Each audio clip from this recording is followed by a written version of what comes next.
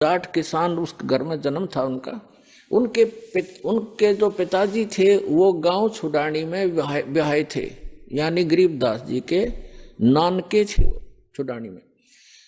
और गरीबदास जी की माता का कोई भाई नहीं था, जिस कारण से गरीबदास जी के पूज्य पिताजी श्री बलराम जी नाम था उनका धनखड़, और वो अपने ससुराल में घर जमाई रहने लग गए थे। वहां जमीन बहुत घनी थी,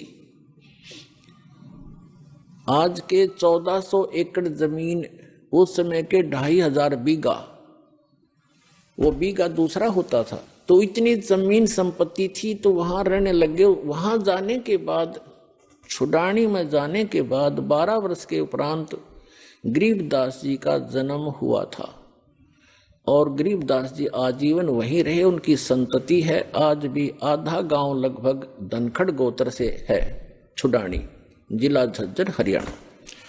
तो गरीबदास जी का ज्यादा आना जाना क्रोथा गांव में ही रहा, क्योंकि भाईचारा वहीं था। तो कहने का भाव दास का ये है कि गरीबदास जी जब 10 वर्ष के हो गए, और अपने ही, क्योंकि तब तो उन्हीं की सारा कुछ हो चुका था, नाना जी की सारी संपत्ति उन्हीं की थी। लगभग 150 गव्य रखा करते थे, क्योंकि जमीन बहुत थी। उसमें चरागाह बना देते, वर्षा हो जाती, कुछ खाने के लिए गेहूं जौ आदि बीज लेते, चने सरसों हो जाती। बाकी की जमीन को पशुओं के लिए ही वो प्रयोग किया करते थे, पशुपालन करते थे। उसके साथ साथ 2-4 किराए के पाली होते थे गांव के, और कुछ ऐसे व्यक्ति होते थे जो गव्य रखते थे, लेकिन उनके पास अपनी जमीन नहीं होती थी, वो भी उसी में चराया करते थे। ऐसे पहले आपस में बड़ा प्रेम होता था। जो पैसे वाले व्यक्ति गरीबों की बहुत मदद किया करते थे, निस्वार्थ किया करते थे। तो ऐसे 10-12 पाली गवाले इकट्ठे होकर प्रतिदिन गौवें चराने जाया करते थे। अपने आत्मा, ये वो शुभ दिन है द्वादशी का, जो आप और हम ये त्योहार मनाने जा रहे हैं। हमारे संतों के ये त्योहार है, और ये वो अनमोल त्योहार हैं कि जिस भगवान के लिए हम भटक रहे हैं। राजाओं ने राज त्याग दिए, ऋषि महर्षियों ने शरीर गाल दिए तपस्याएं करके, लेकिन इस काल भगवान ने रास्ता ठीक नहीं दिया उनको। और भगवान रास्ता देने आए, सही विधि बताने आए, तो हमने स्वीकार नहीं किया अपनी अबोधता के कारण। फाल्गुन सुदी यानी फाल्गुन मास की चांदनी द्वादशी दिन के 10 बजे, जैसे आजकल आप देख रहे हो बाहर धूप खूब हो जाती है, तो गव्वें चल रही थी।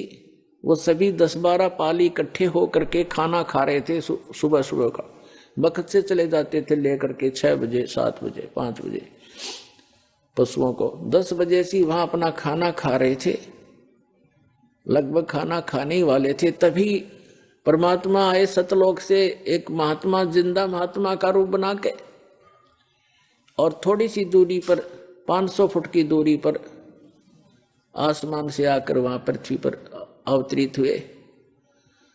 और ऐसे उसके साथ से रास्ता था, जिस वृक्ष के नीचे, जंडी के पेड़ के नीचे वो खाना खा रहे थे बच्चे बैठ के, कुछ बड़े थे कुछ बालक थे। उसके साथ से रास्ता जाता था दूसरे गांव को, कबलाना गांव से, छुडानी से कबलाना गांव सीमा लगती है। उस सीमा के ऊपर ही छुडानी के खेतों में परमात्मा वहां आकर अवतरित हुए। और उस रास्ते पर ऐसे जैसे राहगीर, एक यात्री चलता है पैदल, ऐसे चलते आ रहे थे। उन पालियों ने देखा कि महाराज जी आ गए, महात्मा जी, और प्रणाम किया। सभी ने राम राम कहा, परमात्मा ने भी राम राम का उत्तर दिया। तो जितने भी वहां पाली गवाले थे उन्होंने कहा, महाराज जी भोजन पाओ, आ जाओ भोजन खा लो। परमात्मा ने कहा, भी भोजन तो मैं अपने गांव से खाकर आया हूं। बच्चों ने सोचा कोई डेरा होगा, कि कहां से आए हो महात्मा जी। उन्होंने कहा कि मैं सतलोक से चलकर आया हूं भाई, मेरा गांव है सतलोक। बच्चों ने सोचा होगा कोई सतलोक गांव भी होगा भाई, कितना फिर महाराज जी भोजन खा लो, भोजन नहीं खाओगे ना तो दूध तो पीना पड़ेगा अपना, क्योंकि हम अतिथि को ऐसे बगैर खाए पिए जाने नहीं देते। एक प्रेम भाव से आतिथ्य सत्कार करने के लिए उन्होंने ऐसे बोला। तो परमात्मा ने कहा भाई दूध पिलाना चाहते हो तो पिला दो, मैं कंवारी गाय का दूध पीता हूं।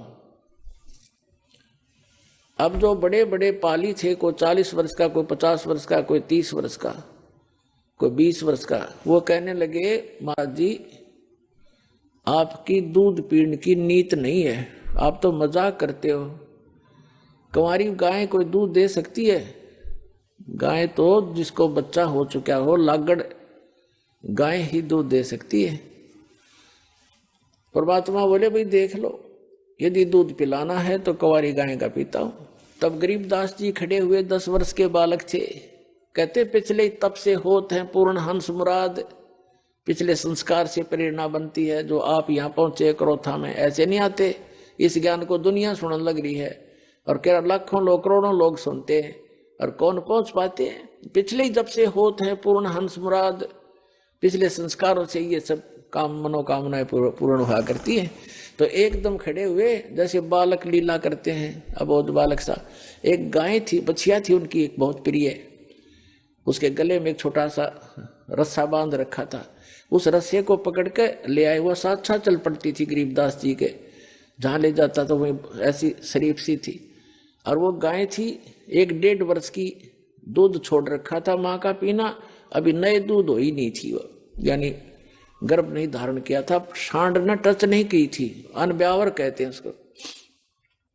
वेदों में ऋग्वेद मंडल नंबर 9 सूक्त नंबर 1 मंत्र 9 में यही स्पष्टीकरण दिया है कि जब वो परमात्मा आता है तो कंवारी अभियदन्या धेनु शृणंती, मतलब कंवारी गाय से उसके परिवर्ष की लीला होती है और कंवारी गाय का दूध पीता। तो गरीबदास जी ने कहा देखो महाराज जी, इसका बालक तो बच्चा तो है नहीं कोई, है छोटे छोटे थन सतन है इसके, या दूध कैसे देगी। तो परमात्मा ने कहा, खड़े वह बछिया खड़ी थी और ऐसे थपकी मारी, लंबे लंबे सतन हो गए, और कहा परमात्मा ने कि कोई सफेद कोई पात्र लाओ साफ। तो मिट्टी के पात्र होते थे, उनको मांझ धोकर रखा हुआ था, जैसे लस्सी का ले जाते हैं, वो उन्होंने खाली कर लिया था, धो भी लिया था। कहने लगे ये ला पात्र, इसके नीचे रख ले भाई। गरीबदास जी नीचे बैठ गए, कबीर परमात्मा ने कमर पर थपथपी लगा दिया, आशीर्वाद दिया बछिया को। लंबे लंबे सतन हो गए नो, 3-3, 4-4 इंच के, और दूध की धार बंद गई और वो पात्र भर गया, फिर बंद हो गई अपने आप। अब पुणात्मा गरीबदास जी ने वो सारा का सारा दूध परमेश्वर को दे दिया। परमेश्वर ने थोड़ा सा पिया और फिर कहा ले बच्चों पी लो, ये अमृत है, इस लोक से नहीं, ये मेरे सतलोक से आया है। लेकिन जो बड़े अपना बुद्धिमान मानने थे, अकलबंद मानने थे, वह कहने लगे हम ना पीवा, पाप का दूध है। जंतर मंतर करके कुंवारी बछिया का निकाल दिया, हम ना पीवा कुंवारी बछिया का दूध, इधर पाप का दूध है। और तेरी जात का पता नहीं तो कौन सी जात का है, तेरा जूठा कदे भी ना पीवा हमें। तब गरीबदास जी ने कहा 10 वर्ष के बालक ने, ला मुझे दो भगवान, आपका अमृत कब कब प्राप्त हो हमें। तो पुण्यात्माओं ये कहते हैं पालने में पूत के पैर पहचान हो जाती है, बचपन से ही उसमें कुछ ऐसे विलक्षण गुण होते हैं जो पुण्यात्मा होती हैं। ऐसी पुण्यात्माओं को परमात्मा आकर मिलते, उसका विधान है ऋग्वेद मंडल नंबर 9 सूक्त नंबर 86 मंत्र 26 और 27 में, ऋग्वेद मंडल नंबर 9 सूक्त मंत्र 82 मंत्र 1, 2, 3 में, ऋग्वेद मंडल नंबर 9 सूक्त 20 के मंत्र 1 में, ऋग्वेद मंडल नंबर 9 सूक्त 54 के मंत्र 3 में, ऋग्वेद मंडल नंबर 9 सूक्त 94 के मंत्र 1 में, ऋग्वेद मंडल नंबर 9 सूक्त 95 के मंत्र 2 में, ऋग्वेद मंडल नंबर 9 सूक्त 1 मंत्र 9 में, ऋग्वेद मंडल नंबर 9 सूक्त 96 के मंत्र 16 से लेकर 20 में यही प्रमाणित किया है कि वो परमात्मा ऊपर के लोक में रहता है। सह शरीर है, नर आकार है, सिंहासन की तरह राजा की तरह सिंहासन पर विराजमान है, वहां से गति करके आता है, सह शरीर आता है, अच्छी आत्माओं को मिलता है, उनको उपदेश देता है, ज्ञान देता है, सत्य भक्ति बताता है, और यहाँ कवियों की तरह आचरण करता हुआ घूमता है। वाणी के द्वारा अपना महिमा गाता है, लोकोक्तियों के माध्यम से, दोहों के माध्यम से, जिस कारण से एक प्रसिद्ध कवियों में से भी एक प्रसिद्ध कवि का की उपमा उपाधि भी प्राप्त करता है, लेकिन वो होता है भगवान। ये निष्कर्ष है चारों वेदों का। तो पुण्यात्माओं, उसी विधान अनुसार वो परमात्मा वहां आए, गरीबदास जी से फिर ज्ञान सुनाने लगे। वो उन अच्छी आत्माओं में से एक थे, वो महापुरुष आदरणीय गरीबदास साहिब जी, जो छुड़ानी के बालू में जन्मे थे। और वहां आकर के परमात्मा ने उनको सतज्ञान दे दिया। फिर गरीबदास जी ने आग्रह किया कि हे भगवान, आप जो ऐसा सुखमय स्थान बताते हो जहां हम पहले रहा करते थे सभी, और वहां कोई अभाव नहीं, वहां ऐसी फुहार गिरती रहती है, सुंदर शरीर है, नाश नहीं होता, कभी वृद्ध नहीं होते, कभी रोग नहीं होता, मृत्यु नहीं होती, सबके घर बने बनाए शेष खाली पड़े हैं, क्या मुझे वो दिखाओगे? परमात्मा तो अपना गवाह बनाने के लिए आते ही है कि मेरा गवाह बने, दुनिया को बताएगा। फिर छाती ठोक के गरीबदास जी को परमात्मा ने प्रथम मंत्र दिया और जल पान वो कराए, दूध पान करा दिया। प्रथम मंत्र में ऐसे ही किया जाता है। दास भी जब से मंत्र देने लगा है, मेरे गुरुदेव भी ऐसे ही करते थे। प्रथम मंत्र के साथ आपको वचनामृत दिया जाता है, वचन से शुद्ध करके, और साथ में मिश्री दी जाती है ये, और मंत्र दिया जाता है। ऐसे पेय पदार्थ के साथ इसको पान परवाना कहते हैं। तो गरीबदास जी को ऐसे पान परवाना दिया था दूध के साथ, और फिर सतलोक लेकर गए। जब गरीबदास साहिब जी जा रहे थे, धर्मराज का लोक दिखाया, ब्रह्मा विष्णु महेश का लोक दिखाया, और एक कॉमन स्वर्ग था वो दिखाया, ब्रह्मलोक दिखाया। ब्रह्मलोक के अंदर परमात्मा ने दिखाया कि एक नकली सतलोक, नकली अलखलोक, नकली अगमलोक और अनामी लोक इस काल ने झूठी रचना करवा रखी है जीव को भ्रमित करने के लिए। और फिर धर्मराज के दरबार में लेकर गए, फिर ऊपर दिखा करके सतलोक में जब पहुंचे परमात्मा, 12वां द्वार पार करके, 12वां द्वार पार करके सतलोक में पहुंचा जाता है। अभी तक ये कोई 10वां द्वार तक सीमित थे। और एक जम्मू के अंदर रांजड़ी का एक मधु परमहंस का भाव है, वो तो छाती कुट्या करता के 11वां द्वार पा गया, 11वां द्वार पा गया, आज तक किसी ने नहीं बताया। अरे भले आदमी कबीर साहब की वाणी में पढ़ लिया तो घर से लाया था, और वो भी इनकम्प्लीट नॉलेज। जबकि 12वां द्वार पार करके परमात्मा प्राप्ति होगी, अर्धी की गांठ से पंसारी नहीं बन जाता। तो 12वां द्वार पार करके परमात्मा सतलोक लेकर गए, 7 संग ब्रह्मांड अक्षर पुरुष के पार किए। और जब सतलोक में प्रवेश किया, क्या देखा? सिंहासन के ऊपर परमात्मा विराजमान है, उनका इतना सुंदर शरीर है, तेजो में सुंदर शरीर, सफेद शरीर है मालिक का, बहुत सुंदर। और एक रोम में, रोमकूप समझो, रोम कहो, एक रोमकूप की इतनी शोभा है जैसे करोड़ सूर्य मिला दे, करोड़ चंद्रमा। इतना नूर है उस परम पिता के बॉडी का, इतना सुंदर शरीर है, चमक इतनी निकल रही है उसके अंदर से। सिंहासन पर विराजमान, सिर पर मुकुट है, सुंदर मुकुट जैसे राजा पहनते हैं, और ऊपर एक सफेद छत्र है। एक बहुत बड़ा गुम्बज बना हुआ है, बहुत बड़ा सुंदर गोल गोलाकार का गुम्बज, गुम्बद जिसको स्तूप भी बोलते हैं। जब परमात्मा नीचे से गए, वो जिंदा महात्मा के रूप में थे, और वहां एक चंवर रखा था। जिंदा महात्मा के रूप में जो परमात्मा दूसरे रूप में गए थे नीचे पृथ्वी से, गरीबदास जी को साथ लेकर के, उसकी आत्मा को, शरीर नीचे रह गया था गरीबदास जी का, आत्मा को ले गए थे सूक्ष्म शरीर, फिर ऊपर कारण शरीर सब छोड़ करके वहां ओरिजिनल शरीर होता है जो आत्मा का, स्वयं का 16 सूर्य का प्रकाश हो जाता पूरी बॉडी का है। नर आकार मनुष्य दृश्य ही है वहां पर सतलोक में। सभी जितने भी वहां मनुष्य हैं, स्त्री पुरुष हैं, इसी तरह संसार है, और सबका नूरी शरीर है, और उनका अपनी बॉडी का प्रत्येक का तो 16 सूर्य जितना प्रकाश है। और परमात्मा के एक रोमकूप का करोड़ सूर्य मिला करोड़ चंद्रमा, इतना शरीर है, ऐसा प्रकाश है। लेकिन है दोनों ही एक जैसे आकार के, मनुष्य आकार है सबका।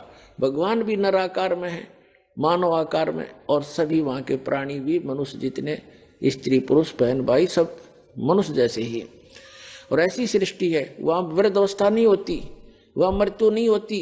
ये बॉडी जो नाड़ी तंत्र से नहीं होता, वहां पर वो सुंदर शरीर होता है, एक तत्व से बना हुआ होता है। उसका वर्णन यहाँ करना और समझाना दास के लिए दुर्लभ है, क्योंकि आप उस अतिथि को पकड़ नहीं पाओगे।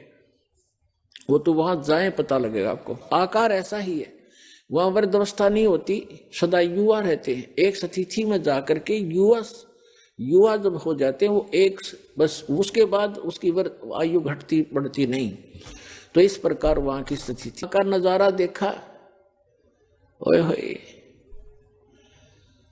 और फिर क्या किया कि कबीर साहब जो जिंदा महात्मा के रूप में गए थे, वो चंवर उठाकर अपने दूसरे रूप जो सिंहासन पर विराजमान थे उस पर चंवर करने लगे। जैसे एक सेवक अपने गुरुदेव पर करते हैं, या नौकर अपने राजा पर करते हैं, राजा के सेवक श्रद्धा से मक्खी हटाने के लिए, जीव जंतु ना मर जाए, उद्देश्य तो उनका ये होता है। लेकिन वहां एक शौक के लिए, शान और आदर सत्कार के लिए करते हैं। वहां मच्छर माखी का कोई लेन देन नहीं है, कोई व्यवहार नहीं है। तो गरीबदास जी ने सोचा कि ये जो नीचे से बाबा जी आया है, ये तो नौकर है इस भगवान का, इसका सेवक है, चेला चला होगा इसका। और भगवान तो ये बैठा है, नू देखे बार बार उसके चेहरे का।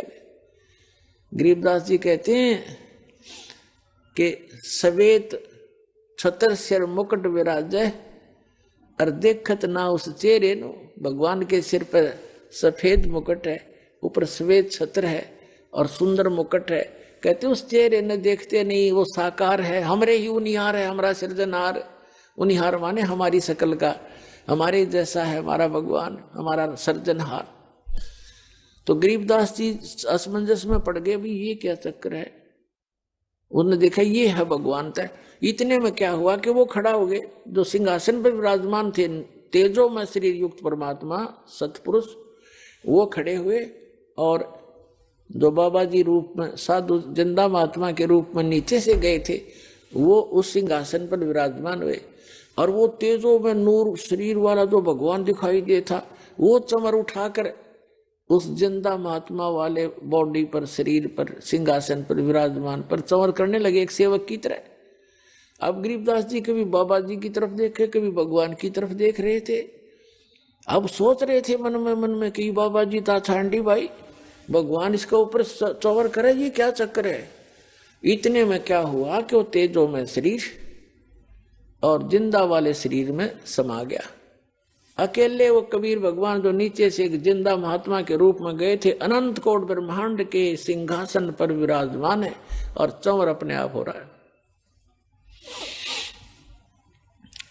और परमात्मा का, जिंदा महात्मा का रूप फिर उतना ही नूरी बन गया, इतना तेज बन गया और सकल न्यों की न्यों। तब परमात्मा ने कहा था कि गरीबदास, जहां तुम रह रहे हो बालक, वो एक पुनिशमेंट प्लेस है, वो एक प्रिजन है तुम्हारे लिए, एक कारागार है, वहां कोई जीव सुखी नहीं। अब वहां से जब देखते हैं ऊपर जाकर के आत्मा निर्मल हो जाती है, और वहां इतनी तेज दृष्टि होती है, यहाँ की सुई सुई देख सकता वहां का गया हुआ व्यक्ति। इतनी आत्मा की आई का इतना तेज है उसकी नजर। तब गरीबदास जी नीचे देख रहा है, ओए होए, ऐसे दिख रहे जैसे कीड़े मकोड़े तंग पा रहे हो। प्रत्येक की बॉडी के अंदर का सामान भी दिखाई देता वहां से, इसके अंदर क्या है। इसमें ब्लड की नदियां बह रही हैं, नाड़ियां, इनके अंदर ब्लड बह रहा, वो भी उसके अंदर भी करोड़ों जीव घूम रहे हैं। हाँ, मचा रहे हैं, इधर घूम रहे हैं, टट्टी पेशाब हार्ड मांस ये दिखाई देता। अब तो हमारी आंखों पर चर्बी डाल रखी है हमने, ये सब कुछ दिखाई देता है। इस तरह की पॉलिश पे, पाउडर पे, दिन रात लिपस्टिक लाण पे, डंगे पे, डंगा लाण पे हम अपना जीवन नाश कर देते हैं। एक सेकंड में मृत्यु हो जाती है, इसमें कीड़े पड़ जाते हैं, जख्म हो जाता है। इसके अंदर हम संतुष्ट हुए बैठे हैं और यहाँ की बकवादों में जीवन नाश करते हैं, जो वहां जाकर पता चलता है। तब परमात्मा ने कहा कि अब नीचे जा बेटा, ये है तुम्हारे स्थान, ये खाली महल पड़े सारे जो नीचे चींटी से लेकर हाथी तक और राजा और रंग जितने पृथ्वी पर इस काल के 21 ब्रह्मांड में तुम गए हो, और जितने ये परब्रह्म के उस परब्रह्म के अक्षर पुरुष के लोक में गए हैं, इन सब के इस सतलोक के अंदर अलग अलग बहुत सुंदर महल हैं, एक जैसे, उनमें कोई अंतर नहीं किसी भी फैसिलिटी का। वहां कोई ऊंच और नीच नहीं है, वहां कोई जात और पात नहीं है, वहां मरण और वृद्ध अवस्था नहीं है। ये वो स्थान है। पुणात्माओं, गीता अध्याय नंबर 7 के श्लोक नंबर 29 में कहा कि अर्जुन, मेरे इस ज्ञान का जो आश्रय कर लेगा, चौथे अध्याय के 32 और 34 में श्लोक में कहा है कि भगवान वो परमात्मा स्वयं आकर के अपने मुख कमल से तत्व ज्ञान प्रचार करता है। उसके अंदर यज्ञों की जानकारी, धार्मिक अनुष्ठानों की जानकारी विस्तार पूर्वक कही गई है। वो तत्व ज्ञान है। उस तत्व ज्ञान को तत्वदर्शी संतों के पास जाकर समझ, यानी गीता ज्ञान दाता भी उस तत्व ज्ञान से अपरिचित है। वो गॉड गिवन ज्ञान है, वो तत्व ज्ञान है। भगवान आकर स्वयं देता, अपने मुख कमल से बोलता, सच्चिदानंद घन ब्रह्म, वो परम अक्षर ब्रह्म। तो 7वें अध्याय 29वें श्लोक में कहते हैं, गीता ज्ञान दाता कह रहा है कि मेरे इस ज्ञान का जो आश्रय कर लेता है, तत्वदर्शी संत की खोज कर लेता है, और वो व्यक्ति जरा और मरण से छूटने का प्रयत्न करते हैं। कौन करते हैं? जो संपूर्ण अध्यात्म से परिचित और सभी कर्मों से परिचित वो व्यक्ति जरा यानी बुढ़ापा और मरण माने मृत्यु से मोक्ष के लिए, सदा के लिए, छुटकारे के लिए प्रयत्न करते हैं। जो उस तत्व ब्रह्म से परिचित हो चुके हैं, सारे अध्यात्म ज्ञान से परिचित हो चुके और सब कर्मों से परिचित हैं। जैसे आज के सत्संग में एक विशेष ये भी दास बता रहा है कि ऐसे कर्म नहीं करने चाहिए जिनसे हमें वो भोगने को दुबर हो, भारी हो। उनसे बचने के लिए ज्ञान है, इस ज्ञान से फिर अपने आप हाथ सिकुड़ जाएगा आपका। तो ये कंप्लीट स्पिरिचुअल नॉलेज है, अध्यात्म ज्ञान है। और ये कर्म बताए जाते हैं कि इनसे जो परिचित हो जाता है वो केवल जरा और मरण से छूटने का ही प्रयत्न करता है। तो फिर अर्जुन ने पूछा कि किम तत्परम, 8वें अध्याय के प्रथम मंत्र में, तीसरे मंत्र में उत्तर दिया 8वें अध्याय के गीता में कि वो परम अक्षर ब्रह्म है। तो पुण्यात्माओं, वो स्थान है सतलोक जहां जरा और मरण नहीं है। गीता ज्ञान दाता अपने विषय में कहता है कि अर्जुन, चौथे अध्याय के 5 और 9 श्लोक में कि अर्जुन, तेरे और मेरे बहुत जन्म हो चुके, तू नहीं जानता, मैं जानता हूं। अध्याय नंबर 10 के श्लोक नंबर 2 में गीता में, अध्याय नंबर 2 के श्लोक 12 में गीता ज्ञान दाता कहता है, अर्जुन, जन्म मृत्यु तेरी भी और मेरी भी सदा बनी रहेगी यदि मेरी शरण में रहना है। 8वें अध्याय के 13वें श्लोक में कहा कि मेरा तो ओम नाम है मुझ ब्रह्म का, और इसको भक्ति करता हुआ अंतिम सांस तक जाएगा तो मुझे प्राप्त होगा, इस यह गति प्राप्त होगी जो ओम से मिलने वाली है। उस ओम के जाप से ब्रह्मलोक प्राप्ति है। 8वें अध्याय के 16वें श्लोक में बताया है कि ब्रह्मलोक गए हुए प्राणी भी पुनरावृत्ति में उनका भी जन्म मृत्यु होता है। अपनी तो स्थिति क्लियर कर दी, मेरा एक ओम नाम है और इसको जाप करने वाले का जन्म मृत्यु भी रहेगी। 8वें अध्याय के 5 और 7 में कहा कि अर्जुन, शांति नहीं हो सकती, युद्ध करना पड़ेगा। युद्ध करने वाले को शांति कहा। फिर 18वें अध्याय के 62वें श्लोक में कहा कि तू सर्वभाव से उस परमेश्वर की शरण में जा जिसकी कृपा से तू परम शांति को, सनातन परम धाम को, शाश्वत स्थान, उसके लिए ऑप्शन छोड़ ही दिया कि तत्वदर्शी संतों की खोज कर, वो आपको बताएंगे। गीता ज्ञानदाता उस तत्व से तो बुरा हाल हो रहा है। तो परमात्मा ने कहा, वैसे तुम यहां नहीं रह सकते बच्चा, क्योंकि जब आप यहां से गए आप पुण्यों से परिपूर्ण थे, अब इतने ही पुण्यों से, भक्ति से धनी होकर के वापस आ सकते हो, तब यहां पर स्थायी स्थान मिलेगा तुम्हें। और उसके लिए मैं ऐसा मंत्र दूंगा, सतनाम और सारनाम और प्रथम मंत्र, इन सब की भक्ति करने से आप वहां ऋणी होगे हो, काल के जाल में फंसे हो। वो तुमसे टैक्स लेता है, क्योंकि ये पृथ्वी किस ब्रह्मांड उसने तप करके प्राप्त किए, ये उसका अपना साधन है और तुम गलती से चले गए, गलती करके वहां। अब उसने पहले तो तुम्हारे को लूटा, स्वर्ग बना करके वहां रेस्टोरेंट बना रखे हैं। 10% किसी में चार्जेज है, किसी में 20%, किसी में 25% टैक्स लेता है, बाकी सब सुविधाएं, नाचना गाना और बकवास रंडी बाजी कुछ करो वहां पर, लेकिन वो पैसे खर्च होते अक्षीण होते, और जिससे ये सब अपना गुजारा चला रहे। तब परमात्मा ने कहा तुम नीचे जाओगे, एक ऐसी अनमोल भक्ति दूंगा बेटा, थोड़े ही समय से घने धनी हो जाओगे उस भक्ति के। अब क्या बताया है, फिर गरीबदास जी नीचे आए। गरीबदास जी ने स्वीकार किया कि जो आपकी आज्ञा, और कहा बेटा नीचे जाकर बता, ढोल पीट दे मेरा और गवाह बन जा बेटा, तेरे भाई बहन बहुत सभी यहां से गए हुए सब मिसगाइडेड है। और कबीर भगवान ने उनके अंतःकरण में कंप्लीट स्पिरिचुअल नॉलेज फीड कर दिया। पहले यही नॉलेज परमात्मा ने इस सरपुरुष जो 21 ब्रह्मांड का स्वामी जो काल है इसके अंदर फीड किया था। इसने क्या किया, और उस समय आने पर निकलना था, ऐसा विधान बनाया जाता ना उनके कि समय आने पर वो अपने आप उसके श्वासों के माध्यम से समुद्र में प्रकट हो गया।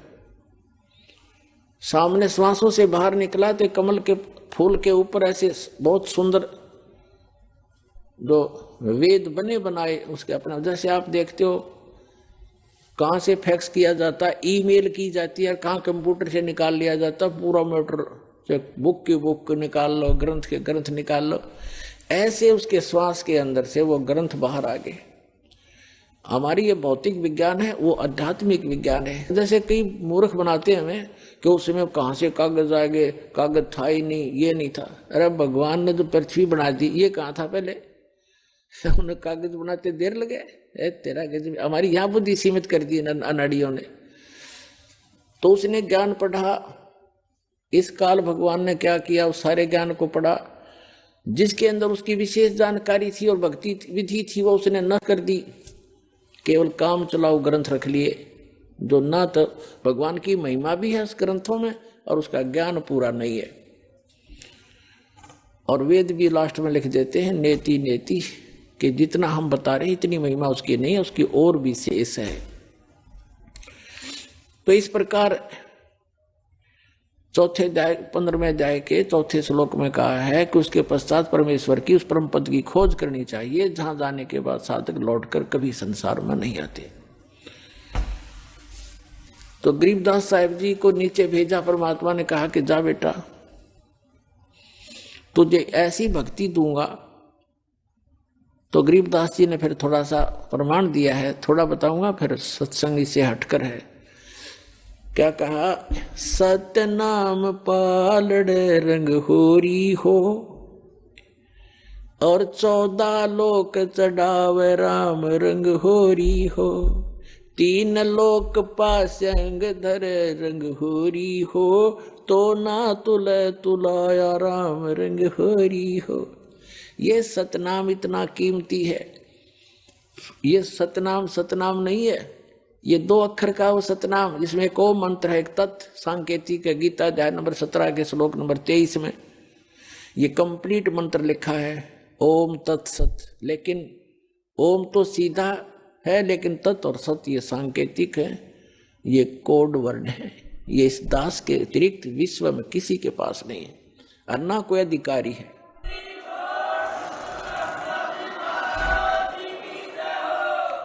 तो इनमें से ओम और तत् मिलकर वो सांकेतिक शब्द, ये सतनाम बनता है 2 अक्षर का। और जिस भी महापुरुष का उद्धार हुआ है, उन्होंने परमात्मा से प्राप्त करके इसी का जाप किया है। उनको भगवान स्वयं आए गुरु रूप में, या कोई गुरु से गुरु अपना शिष्य बना करके उनको गुरु पद पर आगे उनका उद्धार किया। इसी मंत्र से सबका उद्धार हुआ, इसके अतिरिक्त कोई विश्व मंत्र नहीं है जो इस जरा और मरण ने समाप्त कर सके। तो क्या बताया कि इस सतनाम के सुमरण का एक बार श्वास से मर्यादा में रहकर पूरे गुरु से लेकर, अपने आप नहीं, कोई घर का आप पे गुरु बन जाए आगे चेले बनाओ, वो महापापी अपराधी व्यक्ति है, उसे कोई लाभ नहीं होगा। जैसे इस दास से प्राप्त करके कोई निकम्मी आत्मा दुष्ट इंसान स्वयं ये मंत्र किसी को आगे दान करने लग जाए, देने लग जाए, गुरु बन जाए, वो सबसे बड़ा शत्रु और होगा इस मानव समाज का। भगवान का द्रोही होता वो व्यक्ति, क्योंकि वो अधिकारी नहीं है, वो झूठा लाइसेंस बना रहा है, वो डुप्लीकेट पासपोर्ट बना रहा है। आगे चल के समय पर धोखा देगा वो पासपोर्ट उसका। इस विश्व में इस दास के अतिरिक्त आज के दिन दूसरा कोई सतमार्ग और ये ज्ञान और उपदेश का अधिकारी नहीं है। ये सत्कर मान लियो पुण्यात्मा, झूठ नहीं बोलता दास।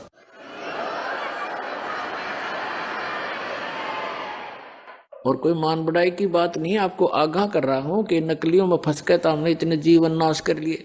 तो कहने का भाव ये है कि गरीबदास जी को जो परमात्मा ने बताया कि ये एक सतनाम इतना कीमती है, एक बार श्वास वो श्वास से एक बार सिमरण करने का कितना धन, कितनी वैल्यू है इसकी, कितनी कीमत है। कहते हैं जैसे ताखड़ी के एक पलड़े में तो सतनाम धर दे, एक सिमरण की कमाई मर्यादा में रह कर ली हुई, और दूसरी तरफ 14 लोक चढ़ावे, जैसे शिव का लोक, विष्णु का लोक, ब्रह्मा का लोक, दुर्गा का लोक, धर्मराज का लोक, और भाई जो ऊपर ये 7 खेड़े ब्रह्मलोक के अंदर और कई भी भाग बना रखे इसने, ये नीचे का तल वतल ततल ये सारे धर दे, और 3 लोक, ये पृथ्वी लोक और पाताल लोक और स्वर्ग लोक, इन तीनों को तो पासंग रख दे। अब पासंग वर्तमान के, क्योंकि जो ग्रंथ साहिब लिखा गया ये गरीबदास साहिब जी ने अपनी वाणी में लिखा, अमृत वचन वही है जो गॉड गिवन है, लैंग्वेज अपनी बोल बता दी ताकि वहां के लोग आसानी से समझ सके। इसलिए पासेंग उसको कहते थे। हमारा दास का जन्म एक किसान परिवार में हुआ, तो हमारे यहाँ कोई गेहूं बाजरा ज्वार लेने के लिए आते थे व्यापारी लोग, तो उनको हमारे पिताजी कहते थे भाई पहले तू अपनी तराजू चेक करा, एररलेस तो या कैसी है, कोई इसमें डांडी तो नहीं मार रहा, तो डांडी माने उसमें गड़बड़ तो नहीं है कोई, तो चेक कराते थे। यदि उसमें कोई लगता था टेढ़ा मेढ़ा है वो, तो जो कनक, जैसे गेहूं तोल रहे हैं, गेहूं का सौदा करना ढेर पड़ा है, उसमें से एक मुट्ठी गेहूं लेकर के उस पलड़े में रख देते थे जिसमें एरर होती थी, फिर वह तखड़ी बराबर हो जाती थी, एरर लेस हो जाती थी। तो वो इतने की गेहूं जो अलग से डाले वो सौदे में नहीं थे, वो तो पासेंग रखी थी उस तराजू को ठीक करने के लिए। अब विचार करना एक एक बात कितनी वैल्यूएबल है इनकी महापुरुषों की। कहते सतनाम पालड़े रंग होरी हो, एक तरफ सतनाम और दूसरी तरफ 14 लोक चढ़ावे राम रंग होरी हो, 3 लोक पासेंग धर रंग होरी हो। ये पृथ्वी लोक, स्वर्ग लोक और पाताल लोक। कहते ये तो सौदे में मत गिना इसने तय, ये तो किसी खाते में आम एक छोटा सा सरपंच बन जा, वो धरती तोल दे, चेयरमैन बन जा तो पता नहीं क्या बन जा, एमएलए एमपी मंत्री मुख्यमंत्री बन गए, छोटे से टुकड़े के धरती तोल देते हैं। परमात्मा कहते हैं ये तो 3 लोक भी उस भगत के पास जो धन है, और ये नकली धन जो अस्थायी राजाओं का राज पूरी पृथ्वी पर हो तो छोड़ के जाना एक दिन, और ये ऐसा धन है जो आपके यहाँ भी साथ देगा और सतलोक में जाएगा, आपका कभी खर्च नहीं होगा, ये ऐसा धन है। तो क्या बताया है, सतनाम पालड़े रंग होरी हो, 14 लोक चढ़ाव राम रंग होरी हो, 3 लोक पासेंग धरे रंग होरी हो, तो ना तुला तुलाया राम रंग होरी हो। एक सिमरन सतनाम का विधिवत, तो इतने आप खाली हो गए, भक्तिहीन हो गए, पैसे के लिए भटकते फिरते हैं सारा दिन, और 36 झूठ बोलते हैं, 100 बार पता नहीं मन में दोष आते हैं, पशु से भी ज्यादा मेहनत करते हैं, तब भी पेट गुजारा नहीं चलता आपका। और इस परमात्मा की शरण में आके देखना, सद्भक्ति करना, भक्ति धन तो इकट्ठा होगा अलग से आपका, और यहाँ की सुख सुविधा तो आपको रूंगे में देगा भगवान। रूंगा, अब रूंगा समझाना पड़ेगा, थोड़ा रूंगा और बताता हूँ। हम अब तो बच्चों को याद भी नहीं होगा, पहले हम छोटे छोटे थे जब हमारी दादी, जैसे कोई सब्जी बेचने वाला कोई आता था, कोई टिंडे बेचने वाला, कोई आम बेर अंगूर अमरूद ये बेचने वाला आता था, आलू गाजर। तो वो कैसे सिस्टम था उसमें, यूं कहा करते, गेहूं के 2 बार दूंगा माई, गेहूं एक पलड़े में, और दूसरी तरफ जैसे आलू तोलने हैं तो 2 बार उस गेहूं के वजन के तोल देता। फिर हमारी दादी कहा करती भाई रूंगा और दे, वो एक आलू उठा के दे देता, कि ना भाई थोड़ा और दे, वो एक और दे देता, बुढ़िया राजी हो जाती, ये रूंगा मिल गया। यानी वो सौदे से बाहर जो वस्तु है फ्री की। तो परमात्मा कहते हैं जो सुख, जो आपका हमारा जो वास्तविक उद्देश्य है आपका, वो मोक्ष दिलाना, जरा और मरण से छुटवाना, सतलोक भेजना, और जो यहाँ की सुख सुविधा तो आपको रूंगे में देंगे, जिनकी फ्री ऑफ कॉस्ट कीमतें नहीं होती इसकी, ये तो ऐसे दी जाएगी आपको। तो यहाँ बताया है गरीबदास साहिब जी ने कि इतना कीमत है इसे एक सतनाम की। अरे ये राधा स्वामी वाले और कितना देख ले, एक कबीर पंथी सतनाम सतनाम जाप करो सतनाम, इन सतनाम का कक्का नहीं पता है। और बात करें सतलोक जान की, सतनाम सतनाम सतगुरु सतनाम ये नाम देते हैं। ये खा के इनके पास बट्ठा बट्ठा बटा दिया, अपना भी जीवन नाश किया, दुनिया को डुबो दिया काल के दूतों ने। तो पुण्यात्मा अब दया करी भगवान आपके ऊपर, वो स्वयं ही रजा बख्शा जब यो काम बढ़ा कर आगे ने। अब आपके ऊपर, इस दास के ऊपर उस परम पिता का पूरा पंजा है, आप इसको लगे रहना, आपका उद्धार 101 पीढ़ी पार हो जाएगी आपकी, ये सत्कर मान लेना। कबीर साहब कहते हैं भक्ति बीज होए जो हंसा, तारों तास के 71 वंशा। जो भक्ति बीज हो, सही भक्ति कर रहा हो, उसके 101 कुल पार कर दूंगा। 42 की तो बातें छोड़ी, धर्मदास वाले घाटा जोड़ रहे, 42 वंश को मंत्र दान करने का नाम दे दिया, पार करने का। वो तो परमात्मा ने ये कहा था। धर्मदास ज्यादा चिंतित हो गया था, एक नारायण दास को पहचान कर, जो उसका इकलौता पुत्र था, वो काल का दूत था, भगवान उसके अंदर की सती थी, दिखाती थी। इतना चिंतित हो गया वो धर्मदास वैश्य सेठ, हे भगवान अब मेरा क्या होगा, हे भगवान मेरे तो काल के दूत पैदा हो गया, अब मेरा कैसे वंश चलेगा। तो परमात्मा ने कहा था कबीर जी ने कि मैं अपने कोटे से तुझे एक बालक दूंगा, उससे तेरे 42 वंश चलेंगे। फिर ये नहीं कहा था कि उन 42 वंश से जो नाम लेगा वह पार होगा, नहीं, उनको तो नाम मना दिया।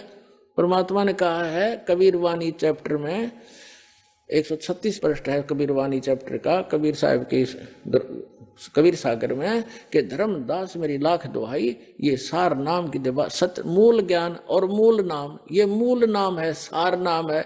मूल ज्ञान में सतनाम सार नाम सार आ जाता है, और सार नाम तक कहा था कभी जिक्र भी ना करती। तो और कब तक छुपाना है, कहते हैं मूल ज्ञान तब तक छुपाई जब तक 12 पंथ मिट जाए। और तब तक एक पंथ भी ना चला था। जब धर्मदास जी आए थे तो उन्होंने ये छुपा के रखा था, और फिर भी धर्मदास जी के ये मन में थोड़ा बहुत दोष पैदा हुआ था कि मेरे बच्चों का क्या होगा। तो परमात्मा ने कहा था कि धर्मदास जब 5500 वर्ष का कलयुग बीत जाएगा तब मैं फिर आऊंगा, और गरीब 12वां पंथ जो होगा उसमें आगे जाकर मेरी एक ब्रांच होगी, उसमें उसी में मैं फिर आऊंगा। तेरे जो सतनाम को ग्रहण करेंगे, सच्चे नाम को, सार नाम को, तेरे 42 वंश तोड़ सारा विश्व पार करूंगा उस समय। तो सब धर्मदास का दिल टिक गया था। अरे ये मारे सट्टे दामा खेड़ा और फलाने वाले लोग हैं, दामा खेड़ा वालों की 42 वंश की गद्दी को आशीर्वाद दे रखे है, उनको कख भी ना पता, आज तक खाक पार करेंगे उन्हें सतनाम का नहीं पता, और ना सार नाम तो छीट भी नहीं लगी उनके। तो पुण्यात्मा ये भ्रमित है, उनको त्याग कर यहाँ अपना कल्याण कराओ। दास का सिर्फ इतना उद्देश्य है कि सही रास्ता मिल गया अपने को, और योगों पर्यांत दाव लग गया आपका, इसका लाभ उठाओ। अब जो प्रसंग है वहीं आते हैं। अब गरीबदास जी को परमात्मा ने वहां से छोड़ा कि जा बेटा। उधर से क्या हुआ कि वो पाली जो थे ग्वाले, उन्होंने 2-3 घंटे के बाद देखा कि वो लग गए अपने इधर उधर, अब अपने पशुओं को दूर ले गए, लंबे दूर दूर खेत होते थे, वो तो उठकर चले गए सब। उस समय केवल वो 2 रह गए थे, गरीबदास जी और परमात्मा कबीर जी ऊपर लेकर गए उस समय। तो काफी देर के बाद उन पालियों ने देखा कि भाई वो बच्चा नहीं आया, कहाँ है वो लड़का, लड़की का लड़का। गरीबू नाम था उनका, गरीबदास को गरीबू कहा करते थे। वो आए वापस देख का, वो डांडी के नीचे बैठे थे, बाबा जी तो ना दिखता, वो अकेला बैठा भगत। अब उसने आवाज लगाई है दूसरे पाली ने, ग्वाले ने, अरे गरीबू उठ ले भाई, आजा अपनी गौओं को संभाल ले, तेरा समय हो गया है। उनकी बच्चों की पालियों की टाइम होया, अगर शिफ्ट लगाई जाती है, 2 घंटे तू खड़ा होगा, फिर 2 घंटे मैं खड़ा होगा, पशु इधर उधर ना भाग जाए, किसी की खेती में नुकसान ना कर दें, ऐसे रखवाले खड़े होते थे पाली। तो उसने आकर के उसको बिल्कुल निकट आकर पकड़ के कहा, ये भगत जी खड़ा हो ले। गरीबदास जी बैठे ऐसे, आंखें खुली, शरीर में आत्मा थी नहीं, उन ऐसे ऐसे हिला तो गिर गए नीचे। तो उसने आवाज लगाई अन्य पालियों को, ग्वालों को कि भाग्याओ भाग्याओ, ये लड़की का लड़का मर गया, इसकी मृत्यु होगी।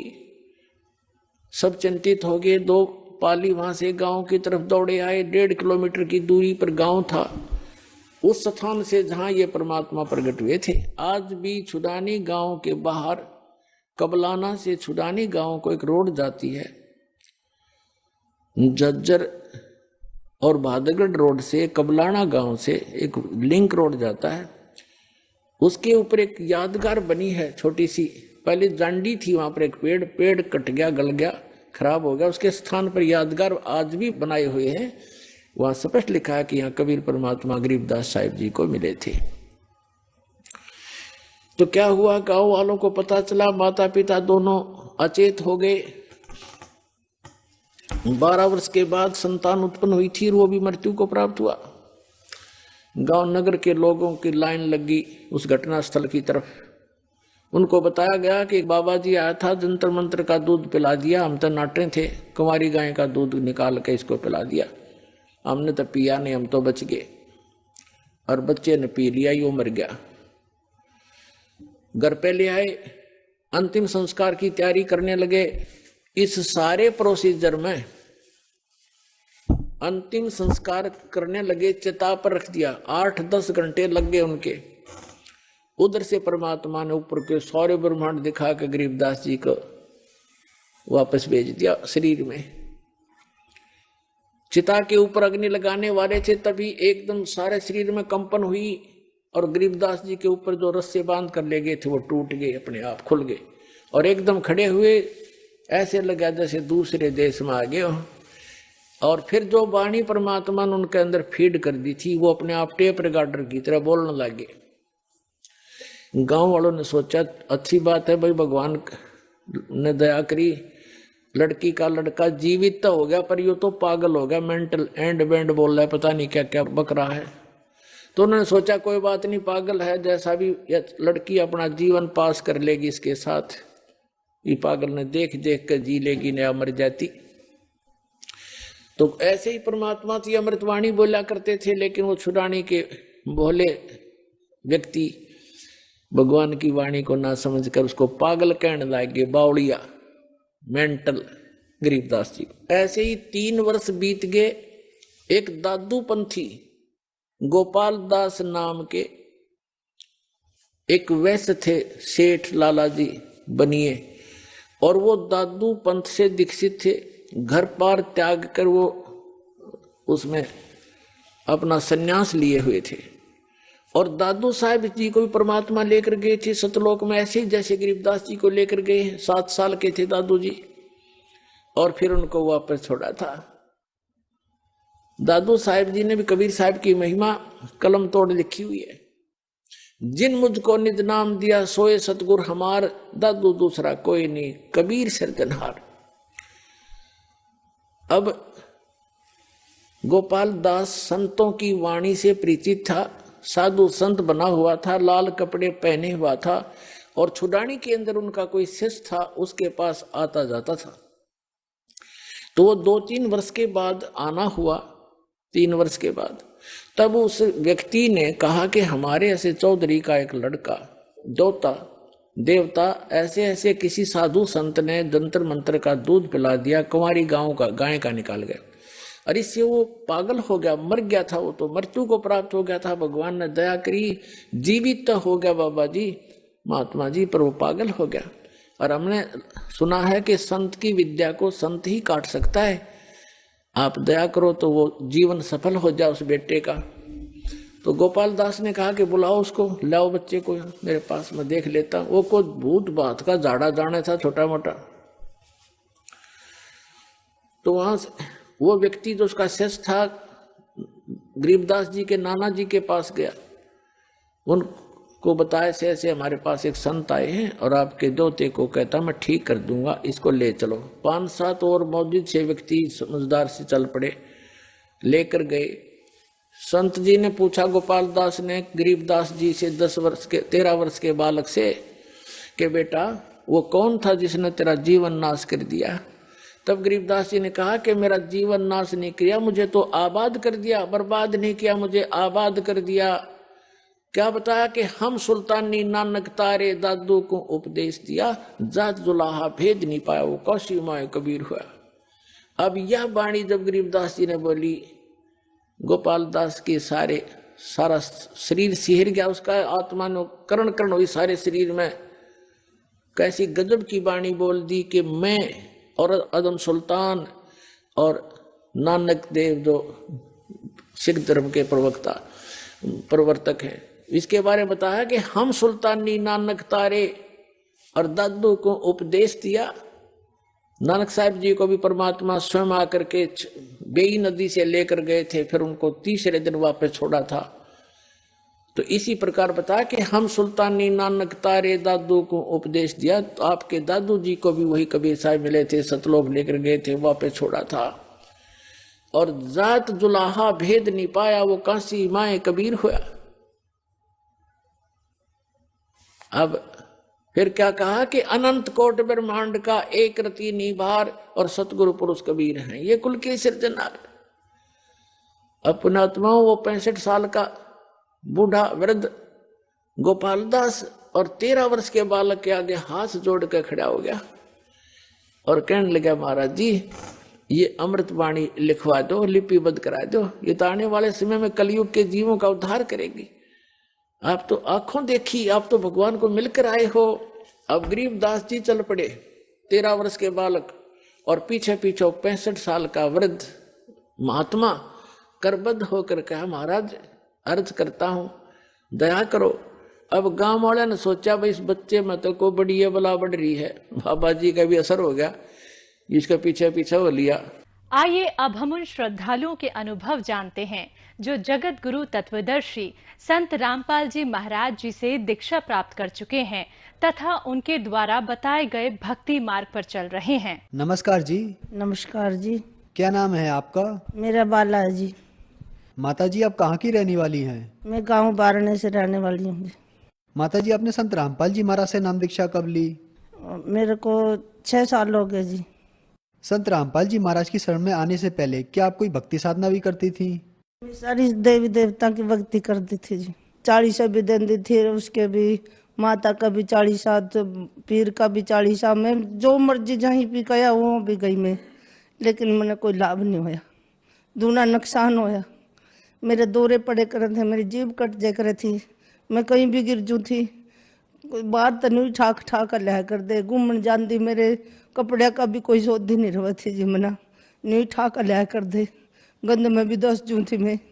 लेकिन मेरे कोई 2 टाइम की 1 टाइम की रोटी का भी मैंने बहुत ज्यादा दिक्कत थी। तो इन सब परेशानियों के बीच आप संत रामपाल जी महाराज की शरण में कैसे आई? मेरा लड़का बहुत ज्यादा गंदी पार्टी में था जी, वो नशे को बहुत ज्यादा नशे करे कर था। मैं उसमें जानती, साणिया पर जानती, किसी पर जानती जो ना मेरा लड़का सही हो जाए। एक लड़का जी वही ज्यादा बिगड़ता चला गया। अपने घर में अपने बच्चा ना माँ ना बाप ना किसी ना समझे नहीं था, बाहर को खुद ज्यादा मानने करता। मैनू डरती फिरे जाती, मैंने बहुत ज्यादा डर लगे करे था। मेरा मारन भी आंदा, मेरे तो गाड़ी गंदी गाड़ी भी दे करता। मैं अपनी बहू ने भी कंधी बेटा कुछ ना कहिए, बोलिए भी ना, हम इतनी भी वो कर दे नहीं डरे कर दे बेटा, रोटी खा ले, रोटी खाने तब भी हम बहुत डरे कर दे, कदे पता नहीं क्या कहेगा यू। हमने छोड़ दिया भी, चलो फिर 15 दिन, 2 महीने, 3 महीने, बड़े भी नहीं था। फिर मेरा लड़का गया पहला जी, वो ज्ञान गंगा गरा पड़ी थी, वह ज्ञान गंगा खोल कर नहीं देखी कभी भी, वो गरा घेर दिले का। एक दिन वो पूरे नशे में था, बहुत ज्यादा नशे में था। वो उसका एक मथाने का भगत, वो नाई का काम करा, उसके पास गया, उनका मेरे नहीं मेरी दाढ़ी बना। वो बोला बना दूंगा, बैठ जा। उनका उस ज्ञान गंगाधरी उसके गुरुजियाँ की वो लग रही फोटो, उसके पास में ही सत्संग लग रहा था। वो सुनता रहा। सत्संग भी कदी कदार देख ले करे था टीवी में। उनका भी ये तो मैंने देखा टीवी में देखा यू महात्मा तो उनका भी फिर तना कुछ सुना इसका, उनका नहीं सुना नहीं कदी भी। मैं फिर बोला उनका मेरी दाढ़ी बना, उनका बैठ जा आराम था। उन्हें सृष्टि रचना ला दी, वो सुनी, रुंद रहा को भाई मैं ना कहूँ इस तरह किसी करके मैं ना कहूँ। फिर मेरी दाढ़ी बनाई है, वो जाकर ना खाया, उन्हें दाढ़ी बना दी। बोला ये मैं घर जाऊँगा। 20-22 दिन हो गए मेरे घर तक लिकड़े ना। उसने उस दिन आया अंधे मेरे तक वह माँ, मैंने कहा मकाज मैंने माँ किस तरह कवाई हूँ, मैंने माँ भी नहीं कवा था। उनका किसी ने न्यू न कही अभी रामचंद्र उरा मैं कहना मैं नहीं कंदी। उन्हें अपना फोन बंद करके भी दिया एक पासा और अपना पुस्तक खोल कर ना दो का उन्हें बैठ गया खोल का। 3 दिन पढ़ कर तीसरे दिन फिर उस पर फोन करा, संत रामपाल जी के चरणों में ले जा, मैंने नाम दुआ दे, मैं जाऊंगा। बोली बो आऊँ, कहा बो आ जा। मेरे तक माँ कहा मेरे 2 जोड़े कपड़े पा दे और मैं बरवाड़ा नाम लेकर आऊँ। मैंने एक डेरा बसी बरवाड़ा, मैं कहा उठा नाम कौन देवा, कौन नहीं है इसार बरवाड़ा, मैं उठा नाम लेकर आऊँगा। संत रामपाल जी अगर सत्संग देखे करने का मेरे तक वह। मैंने कहा सत्संग उनका साधना चैनल पाओ, मैं कोई देख ले करांगे। मैंने तो यही थी मेरा लड़का सुधर जा सारा कुछ हो जाएगा। तो अपना बग गया और मैं 2-3 दिन नहीं आंदा नुका। मैं ठीक है, वो बग गया। सामने नाम लेकर सामने ही आ गया और मैं तो नहीं कहा था मैं तो 2-3 दिन में आऊँगा। उनका बस परमात्मा ने मेरे तो नाम दे दिया, मैं घर आ गया। मैं बहुत ज़्यादा बीड़ी पे कर दी, बहुत ज़्यादा बीड़ी पे कर दी मैं। तो मेरे आका मेरे गला लड़ा, उनका ये बीड़ी छोड़ दे। मैंने कहा भी मेरे पास बीड़ी नहीं छूट दी। उनका क्यों छूट दी, क्या तो नहीं, मैं ना मेरे पास छूट दी नहीं। रात के 10-11 बज रहे, एक छोटी सी पोती है मेरी, लड़की ने ठाकर बहू की बाँह पकड़ कर चल दिया। उनका अपनी बीड़ी पियो और जो मर्जी करियो, हम चले। मैंने सोचा लोग दुनिया मैंने के कहेगी, एक बहू थी एक बेटा था, काट दिया। मैंने कहा बेटा तो ना जावा, मैं बीड़ी छोड़ दूंगी। परमात्मा ने मेरे अंदर ऐसा करया तो मेरी बीड़ी एकदम ना दोनों मंडला कनु बुगटा पर कनु मसल का नहीं नाली में फेंक दिया। मैं आज तक पीछे में बीड़ी नहीं पीऊंगी। मैं गुरु जी के शरण में यही या फिर मेरे गुरु जी के शरण में मैं भेजी मेरे लड़के ना नुका जा तो आप जाओ नाम ले काम कमा। मैं सतलोक आश्रम गई, संत रामपाल जी के जाकर मैंने अपना नाम दीक्षा ली।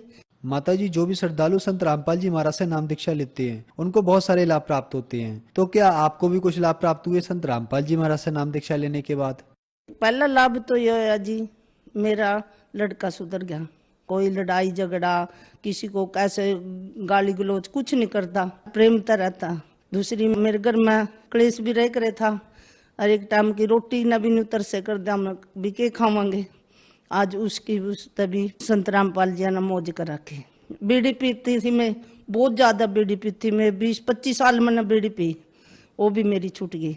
इतना बड़ा मेरा पेट हो गया था, मेरे पैर भी नहीं दिखे करे थे, मैंने सांस भी नहीं आया करे था। सारी रात जितनी सर्दी में भी रजाई नहीं मैं उठूं थी, रजाई मेरी टांगा के नीचे टांग में ऊपर रखे कर दी और सिर मेरा तड़न वो कर दा, ऐसे पड़ी रही कर दी मैं। हाँ बीड़ी पी, जब बीड़ी पीऊँ थी सांस के साथ बीड़ी पीऊँ थी मैं। अब मैं बीड़ी बाड़ी कुछ नहीं पीती, सब मौज कर दी संत रामपाल जी ने। आज मैं संत रामपाल जी के चरणों में आकर मेरा ना तो मेरा पेट फूला ना मेरे फेफड़े थे दर्द रह करदा यहाँ रखो ना दर्द रंदा। संत रामपाल जी के दया की उसमें ठीक हूँ मैं। 4 साल हो गए थे जी मेरी बहू ना आई ना कोई संतान नहीं हुई। मैं देवी देवता न पूज दी, कोई दवाई कंदे दवाई दुआ ले, मैं लुक लुकी दवाई दुआन दी। मैंने कहा अभी कड़ी तो हो जा। तो एक दिन संत रामपाल जी का नाम लिया मेरे लड़के ना। उसके बाद मेरा लड़का बोला माँ ये क्या है, उनका इतनी दवाइयाँ डेडी शीशियाँ पड़ी थी मेरे घर में, उनका इतनी दवाइयाँ क्यों गे रखे तना, इसका बड़ा डॉक्टर कौन मिलेगा तना, ना दवाई देंदा न कुछ देंदा नुका। और परमात्मा उसके संत रामपाल जी के चरणों में जाऊँ और अपना कल्याण करवाओ। मैं आम सासू बहू गए, जागा परमात्मा ने न्यू कहा, परमात्मा संत रामपाल जी बोले परमात्मा दया करेंगे बेटा। उसी टाइम मेरा पोती थी, 4 साल की हो गई थी मेरी पोती। फिर मेरा पोता 4था महीना था, अल्ट्रासाउंड करवा कर गया था। उसके बाद मेरा लड़का पोता होया। ये मेरा पोता फिर हो रहा, 13 महीना का दूसरा पोता हो रहा। संत रामपाल जी की दया से मौज है। इस दुनिया में तो दुख ही दुख है, सुख नहीं किसी ने मिलता। आकर संत रामपाल जी के नाम दीक्षा लो और अपना कल्याण करो। धन्यवाद जी। धन्यवाद।